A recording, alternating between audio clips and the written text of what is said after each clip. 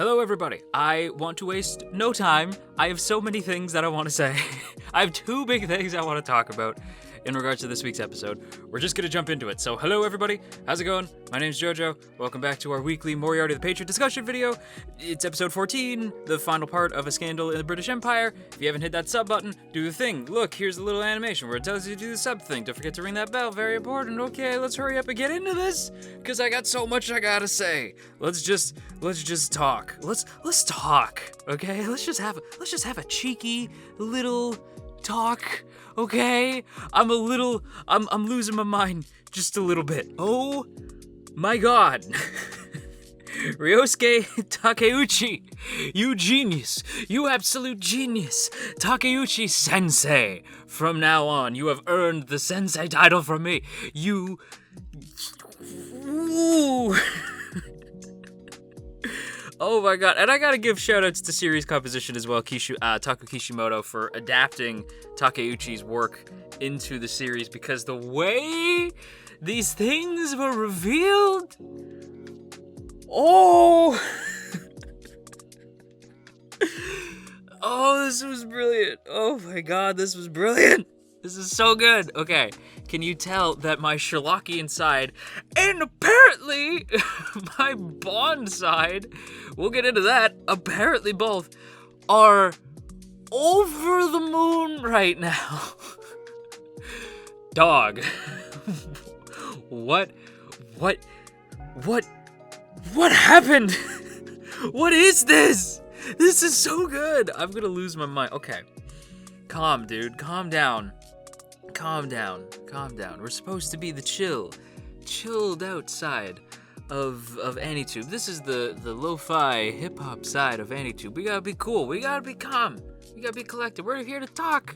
We're not here to scream. Scream about how damn it brilliant this was. Calm. Okay. So, as soon as I say calm, an ambulance starts going by my house. So, calm. Cool, collected. We find out some things. We find out a few things. There's a lot of things that happened this week. We get the confrontation, Sherlock finally, kinda sorta talking face to face to the Lord of Crime, although he does not know whom that face belongs to because it was shrouded in mystery. But that's not the big thing that happens. That was the big moment for me at first, was the whole meeting between Sherlock and Moriarty, right? Like, one of the Moriartys, although he doesn't see Al. It's Al, but he doesn't see Al. But he, they have like the first meeting, like, I have to go now. It's been lovely to meet you, Mr. Holmes. And just walks away. I'm like, Takuya Sato. So good. Albert, his performance is also great. But that is so not what we're here to talk about. What we're here to talk about is another performance. Hiroki Yasumoto as Mycroft. Not only does the voice bring chills, but with Mycroft comes the first of two huge reveals. The first of which being, as you could probably see by the screenshot, I don't know if I'm actually showing him or just Mycroft. I don't know. I might be showing Mycroft because...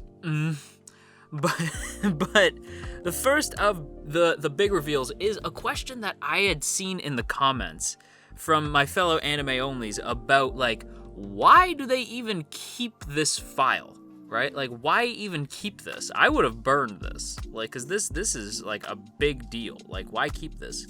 And, Mycroft says, like, the weight of what Britain had done and failed in their duty to do is something that Her Highness believes should be worn heavy by the crown and by the government forever, right? This will forever be on our empire, and that has to be known, right? So it's like, that's cool, that they're like, this secret getting out is only just like a repercussion of what we've done, right? Like, we're keeping this as, we're obviously not going to try to let people find out, but if it ever does come out, that's just what we deserve. So it's like, okay, that's kind of cool.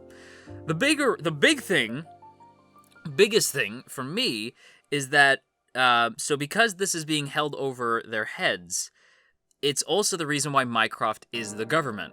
Like we've heard before, both in Doyle canon and in, Moriarty the Patriot, that Mycroft is the government, right? This is not like a surprise. Mycroft in every iteration of the character is always the government, right? Like, he is, like, literally the representation of the government. The British government, obviously. But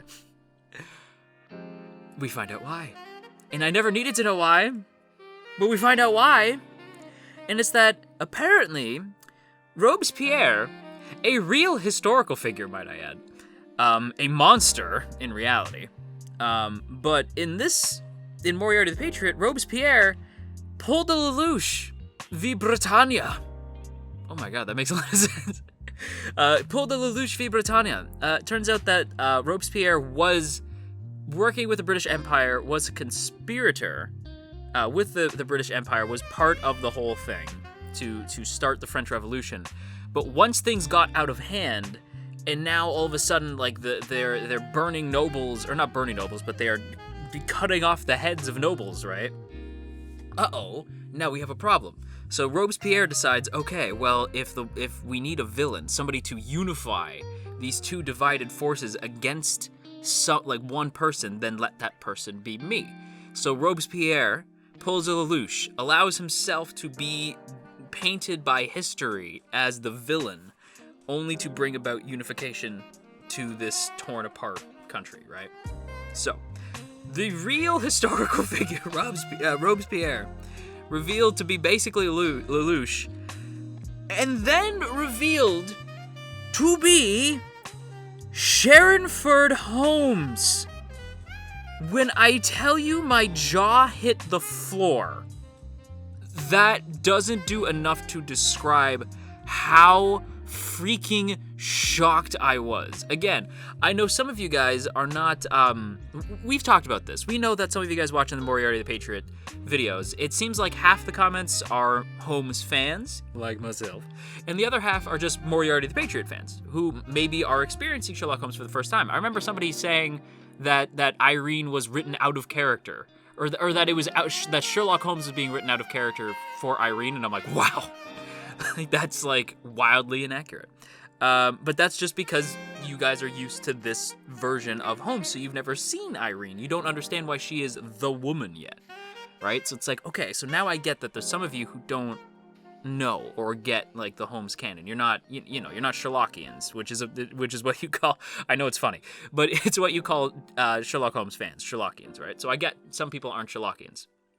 Totally understand. I don't even, like, you guys know me, I don't read, but I have listened to audiobooks of the Doyle canon forever ago, but I'm more of a fan of, like, the TV adaptations, and some of you are the same way. Shoutouts to you. I remember your comments. But you may not know why Sharonford Holmes is a huge deal, because Sharonford was the supposed third brother that Doyle never actually introduced. I believe we found out later that Sharonford was actually the name that he had originally thought to give Sherlock before he settled on Sherlock. So it was supposed to be Sharonford Holmes until it became Sherlock Holmes, which I think we can all agree is a better name. But Sharonford was later suspected to be the supposed third brother, and if you recall, during the BBC Sherlock era, Sharonford was like theorized to exist until we got the thing that I'm not going to say at the end of BBC Sherlock. The last season of BBC Sherlock is very, things I like and things I don't. We'll say that it's very mixed. But Sharonford was the supposed third brother in that series as well, and now here, instead of being the supposed third brother, he is the ancestor of the Holmes family, who was involved in the French Revolution and had this big brain scheme. So the Holmes have always been big brains, which I like and I don't. I always like the idea that Sherlock and Mycroft's family was just sort of like they're the weird ones, that they're just hella smart, and that Sherlock only became hella smart for, like, to try to keep up with Mycroft, who was just kind of innately hella smart. But I do like the idea too that it's like, no, the Holmes family goes back. Like, there's always been a Holmes influence on history. Like, that's such a cool idea. The fact that it was secretly Robespierre is like, holy shit. And the fact that Sharonford Holmes is what keeps Mycroft as the government, because he feels it's his duty to make up for what Sharonford had done. But Sherlock doesn't know, because Mycroft wants Sherlock to be free, which is like, holy crap. And the thing is, I've been dancing around this the whole time. I talked about it. I said it, like I hinted at it. That's not even the biggest friggin' twist, even though it should have been. No, the biggest twist is this. You're seeing it on screen if you're watching this. I know my videos are normally supposed to be audio only, but oh my god. Oh my god, the Irene twist. Irene Adler is dead. Long live James Bond. James Bond? James Bond. James freaking Bond. Is he going to MI6? Like, is Irene going to MI6? James Bond! Okay. That was a hell of a twist. I admittedly did not see that one coming. I don't even know what to say. I genuinely don't know what to say, what to make of that. That was so cool. Because it's funny because, like, again, this is why I'm like Takeuchi Sensei. Because Takeuchi clearly just has an affinity for British storytelling in general. If James Bond is here. But it's spelled with an E. Okay? It's different. It's not just James Bond. James Bond with an E. And I did see the tweets of, like, James Bond. That is the tweet. So I was like, yes, it is. That was a mind-boggling twist. And I love that they set it up brilliantly. So they're like, Irene has to die. Because that is, like, the way it goes. Like, Irene, in the canon, I believe Irene doesn't die. She just leaves. But usually, Irene dies, which is always tragic. I hated the way Irene...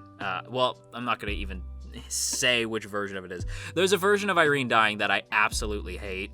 And it's an on-screen version, I'll just say that. I hate it.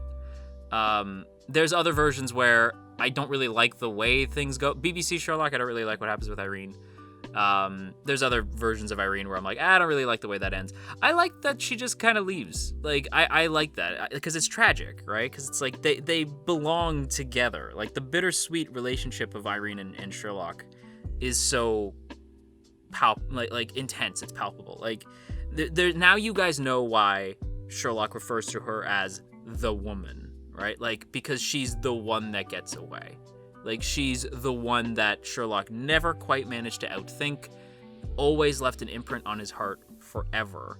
Like, she is the woman. And everybody has the woman, right? Like, everybody has the person in their life who just is your intellectual equal, but for whatever reason, like you resonate with them, you care about them, you might even love them, but for whatever reason, they don't stay in your life. They're there, they're very important, and then they go. And to Sherlock, that's Irene. And so that's why she's the woman. Like, that's why she's the woman, or in this case, that woman. Because Sherlock says that woman is gone. But he folds you'll notice he folds the picture, right? To show that he knows. Because we get the good night, Mr. Holmes, right? And it's their true final farewell. Like, that's probably the last moment we'll ever see, I guess, James encounter Sherlock. And Sherlock burning the note because they kept their word, and because it'd be less fun if Sherlock knew who the Lord of Crime was, right? Like, again, Sherlock doesn't want this to be easy. It's supposed to be fun, right? It's a game, right? You know what else is a game? James Bond! I'm not gonna get over that. I am not gonna get over that. Also, Irene in this Irene does a lot of things for me in this version. I absolutely adore Yuko Hikasa's depiction of Irene and now James, and I love that Irene is hot no matter what she's doing. Like, no matter who she is disguising herself as, fine every time. So Irene, straight up 10 out of 10. I gotta put Irene in the top 300 characters. She's gonna climb by the end of the season when I have to adjust my top 300 characters. This version of Irene is spectacular. Or should I say Bond? James Bond. She even says it like that. damn it! Like, that's so great. When they go, we need a new name. Well, we'll give you our name. We'll give you James. But what should we do for a last name? New friends. New bonds. I shall be... Cuts the hair. Like she's friggin' Sakura in Naruto. Just cuts the hair. I shall be Bond. James Bond. Stop it! Stop it! Stop it, Takeuchi Sensei! Stop it! That was brilliant. The direction, too! Kazuya Nomura, you brilliant, brilliant, beautiful bastard! Like, oh my god! That's so great. And I love, like, if we're gonna get into design, right? The new design, we see the smudging of the lipstick and then the cutting of the hair. In anime specifically, I've noticed this. It sort of stands for everything, whether it's live action or like animated anything, but usually this is very much an anime trope. The cutting of the hair, right? Like that is meant to signify a rebirth. For a lot of anime characters, you'll notice they cut their hair at a big pivotal moment of change in their lives, right? A moment of rebirth. So the cutting of the hair becoming James Bond, I hate how wonderful that is. Like, I hate how much I love it. It's so great. But the cutting of the hair clearly meant to indicate that this is a huge new chapter for Irene. Or James. No, Mr. Bond, I expect you to blow my friggin' mind. God, what does this mean? So is like Irene, sorry, is James, is Mr. Bond going to be like a character going forward? Don't tell me. But like, because they do say like, you're part of the team now. But like, for real? Because that's awesome. Like, that's so cool. Oh my god. A Scandal in the British Empire might be one of my favorite arcs I've seen in recent memory. This, I might, looking back, like, I want to see how it does, like, say, like, a year from now. Because, like, this might be one of my favorite arcs I've seen. As I said, like, it is one of my favorite arcs I've seen in ages. But it might be like one of my new all-time favorites, because this is like, holy crap, there was not a single missed beat. Everything about this hit, and hit hard. So, yeah. James friggin' Bond and Sharonford Holmes. How was I not supposed to love this?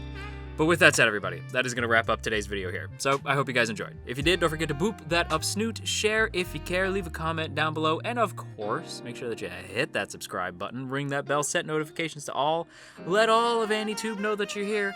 And before we go, as always, I want to give a big, big thank you to the good folks in the T Squadron. Look at these beautiful people. Look at all these beautiful names, and hey, if you'd like to join these beautiful people, there are two ways to do so. The first, for just a single $1, is by hitting that Patreon link in the description, and that gets your name scrolling past the screen here, so if that sounds cool to you, go ahead and hit that Patreon link. Or hit that join button right beside the sub button. It gets you a badge next to your name, some emotes to spam in the comments, and your name scrolling past the screen. It is like $5 instead of $1, just so you know. But either way, super, super appreciated. So once again, a big thank you to the good folks in the T Squadron. Sharonford friggin' Holmes and James Bond. Not gonna get over that. Not gonna get over that. Okay, bye.